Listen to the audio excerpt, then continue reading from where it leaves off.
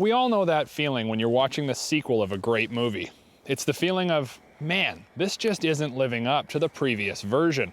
It's the overpromising and undelivered feeling that you absolutely don't get on the new generation Yamaha Apex.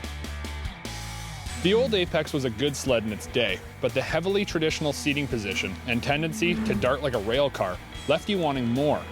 And as we've always said, if there's one company that can precisely deliver just about anything a consumer can ask for in this industry, it's Yamaha. To be completely honest, the new Apex took a little bit of getting used to for me. It's not the rider-forward, centralized mass, exoskeleton type sled that other manufacturers are producing, but it doesn't claim to be. The Apex is the best of old school design with new world technology. So here's your next Facebook update.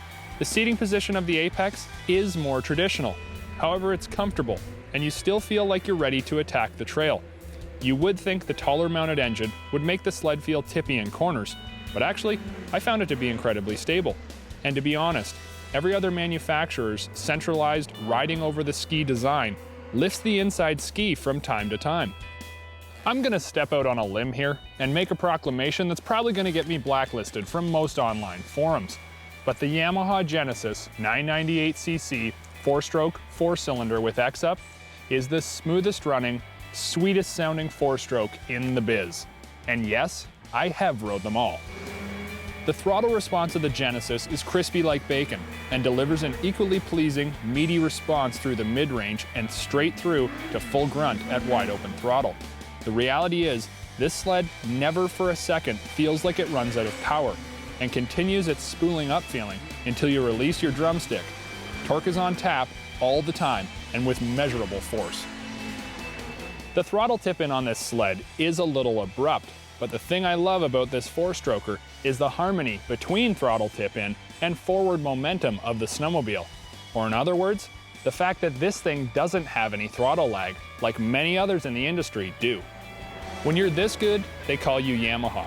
I'm pretty sure the engineers at Yamaha forget more about precision 4-stroke design than others will learn in a lifetime.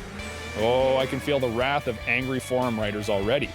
Yamaha knows how to put together an engine, intake, and exhaust package that delivers on all performance fronts. And that's just what they've done under the hood of this Apex. Corner-to-corner throttle squeezes go down in my books as a blast, and the ability to flick this sled through a corner using nothing but the trigger makes me giggle. Now I'm sure the longer XTX version would probably settle down, where this sled likes to spin a little cotton. The more I rode this sled, the more it grew on me. I had a lot of preconceived notions after riding it infrequently, but a full day's ride left me with nothing but accolades, and at the end of the day, a very fresh and relaxed upper body thanks to the EPS power steering. Did I need it? No. Do I like it? Yeah. The EPS system does add weight and increases the price of the Apex without a doubt, but all Apexes for 2012 come with power steering, so get over it. I did find the tuner skis that we installed mixed with the power steering to completely eliminate darting. I'm not talking partial elimination, I'm talking full-blown double rainbow. As I'm railing a corner, the last thing on my mind is darting, and the harmony of the rear Monoshock 2 RA tunnel adjustable rear suspension with the precision and light feeling front steering system was perfect. I could rail moguls, destroy trail chatter, and blow through G-outs on the trail, and the rear suspension would beg for more. I did bottom the Monoshock on a couple of occasions, and I loved knowing I was using the entire travel offered. Because like it or not, if you're not bottoming your sled once in a while, it's too stiff. So do I have anything bad to say about the Apex? Yeah, it's not perfect, but I'll tell you what, it's closing in on it. My biggest gripe comes in the way of reverse. Yes, the Apex has reverse, but no, I don't like it. It's a mechanical actuated system that works when you don't need it and gets stubborn and doesn't want to drop into gear when you need it the most. It boggles my mind a company this sophisticated doesn't have push-button reverse. Even the Phaser has it. My other gripe is the front shocks. Yes, they're nice, HPG aluminum dampers, but for this kind of a price tag, I'd love to see the old Soki with thumb adjusters. I know the SE has air shocks, but I'll take back the Soki piggybacks any day of the week. At the end of my testing with this sled, I stood back and stared the apex down. I thought, I continued to think, and then I thought some more. What besides reverse is wrong with this sled? It's not usually this hard. I went over this sled with a fine-tooth comb and tried really, really hard to find fault in it.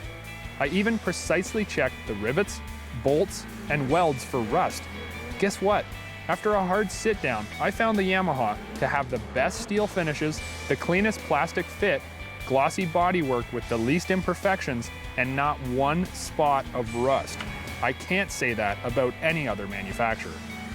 More often than not, we look at the Yamaha Advantage as an engine reliability and longevity benefit. And it is. But the precise fit and finish of this sled lines up high on my list of benefits and is part of the reason why a Yamaha will always be worth more at the end of the day.